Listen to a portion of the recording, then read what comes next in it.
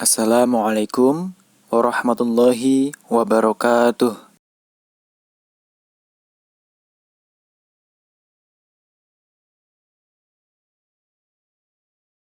Umat muslim diwajibkan untuk membaca Al-Quran.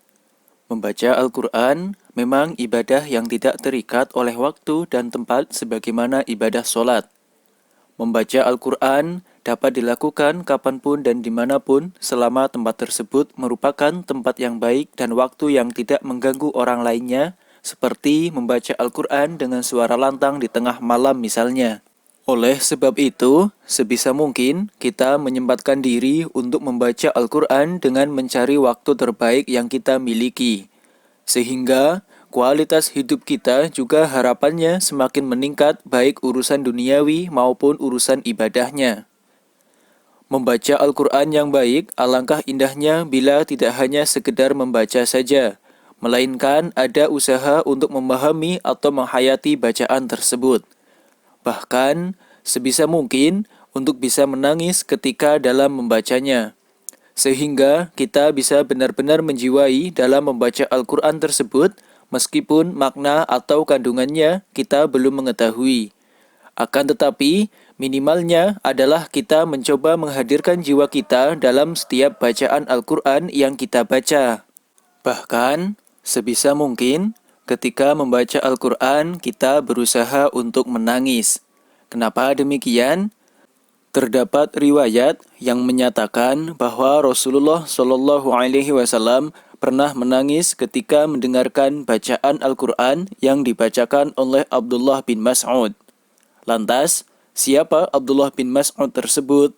Abdullah bin Mas'ud adalah salah satu qori kepercayaan Rasulullah Shallallahu Alaihi Wasallam.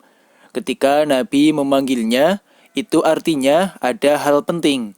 Salah satunya, Rasulullah akan mengajarkan ayat Al-Quran atau wahyu yang baru saja turun kepada Rasulullah Shallallahu Alaihi Wasallam. Namun, hari itu tidak seperti biasanya. Rasulullah Shallallahu Alaihi Wasallam memanggilnya bukan untuk mengajarkan salah satu ayat. Rasulullah Shallallahu Alaihi Wasallam malah memerintahkannya untuk membacakan sebuah ayat. Abdullah bin Mas'ud agak bingung, tidak seperti biasanya Rasulullah seperti demikian. Ia pun memberanikan diri untuk bertanya, "Wahai Rasulullah, apakah aku layak untuk membacakanmu sebuah ayat dari Al-Quran? Bukankah engkau yang lebih layak? Kepada engkaulah Al-Quran itu diturunkan." Kemudian Rasulullah Shallallahu Alaihi Wasallam menjawab, "Bacalah saja, aku ingin mendengarnya dari orang lain." Tidak ingin membantah, kemudian Ibnu Mas'ud mulai membacakan ayat Al-Quran. Ibnu Mas'ud membaca surat An-Nisa hingga sampai pada suatu ayat yang artinya, "Dan bagaimanakah sekiranya kami mendatangkan manusia dari seluruh umat dengan seorang saksi, lalu kami mendatangkanmu sebagai saksi atas mereka." Sampai pada ayat tersebut, Rasulullah memotong bacaan Ibnu Mas'ud. "Berhenti." Kemudian Ibnu Mas'ud melihat mata Rasulullah Shallallahu Alaihi Wasallam telah menitikkan air matanya. Itulah mengapa menangis menjadi salah satu kesunahan saat membaca Al-Quran.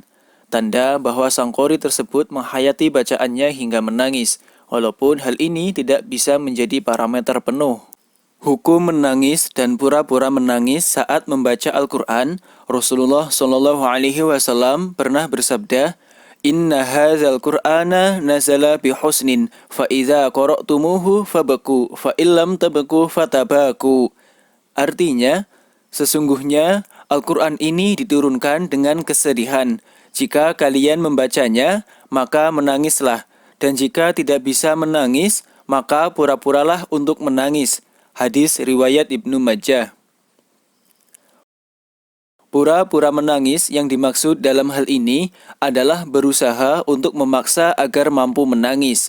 Imam Al-Ghazali memberikan beberapa tips agar kita mampu membaca Al-Quran dengan menghayatinya hingga kita mampu menangis.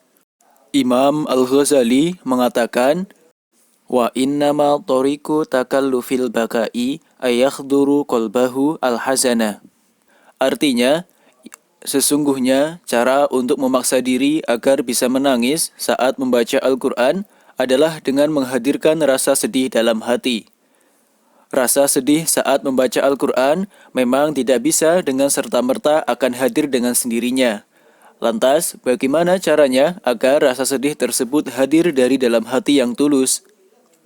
Kemudian Imam Al-Ghazali melanjutkan yang artinya, cara menghadirkan rasa sedih adalah dengan merenungkan ancaman dan janji-janji Allah Subhanahu wa Ta'ala.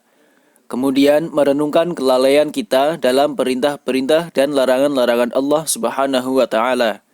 Tentu dengan cara tersebut kesedihan akan tidak dapat terelakkan, kemudian kita dapat menangis. Jadi, menurut Imam Al-Ghazali, cara agar senantiasa kita dapat menghadirkan jiwa kita sehingga bisa menangis saat membaca Al-Quran adalah dengan mengingat janji-janji Allah, mengingat siksaan-siksaan Allah yang dapat diberikan oleh Allah kepada kita karena dosa-dosa kita. Kita juga mengingat kelalaian kita dalam menjalankan perintah-perintah Allah Subhanahu wa Ta'ala atau kelalaian-kelalaian kita dalam meninggalkan larangan-larangan Allah Subhanahu wa Ta'ala. Sehingga secara pasti kita mengingat betapa banyak dosa yang telah kita perbuat. Dengan cara yang sederhana ini, maka insya Allah kita bisa menangis ketika membaca Al-Quran, sehingga hati kita bisa menjadi lunak. Bila hati telah lunak, maka mudah menerima hidayah yang akan diberikan oleh Allah Subhanahu wa Ta'ala.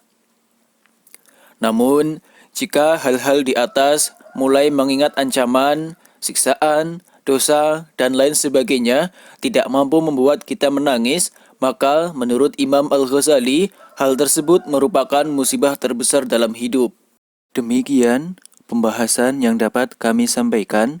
Semoga bermanfaat bagi kita semuanya. Mohon maaf bila terdapat kesalahan dan kekurangan dalam memberikan keterangan. Semoga senantiasa kita termasuk orang-orang yang dijaga hati dan lisannya oleh Allah Subhanahu wa Ta'ala. Amin ya rabbal alamin. Ihdinas siratal mustaqim, wabillahi taufiq wal hidayah. Wassalamualaikum warahmatullahi wabarakatuh.